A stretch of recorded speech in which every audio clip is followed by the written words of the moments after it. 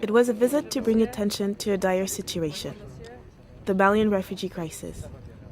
The UNHCR High Commissioner António Guterres came to call for support for a region that can barely feed its own people. He was accompanied by Anne Richard, the U.S. Assistant Secretary, Population, Refugees and Migration. More than 250,000 people have fled Mali in the last 6 months as fighting erupted. Thousands have come here to Dumba camp in Burkina Faso. UNHCR assists them as well as sensitizes the local community. We have put a lot of strategy in terms of communication because that was the key for the success of such operations. For people to understand the importance of the registration. The registration will take place in all official sites in Burkina Faso for the next weeks. Refugees can at least feel safer in the camp than in their own country. UNHCR is struggling to get funds to help the Malian refugees.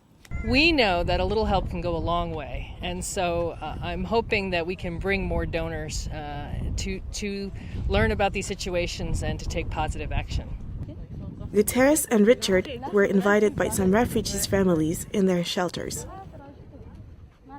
Raisha too fled Mali with 13 members of her family, including her mentally handicapped son and her grandchildren. They arrived in Demba refugee camp last February from Gossi. She told Guterres and Richard that they fled with a donkey, some water and a little food, and walked for 2 weeks before reaching safety in Burkina Faso.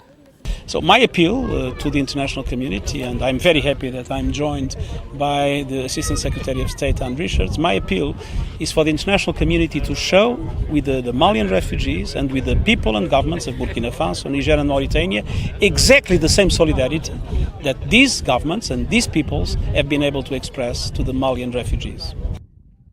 In addition to the refugees in Burkina Faso, there are also 96,000 in Mauritania and 53,000 in Niger.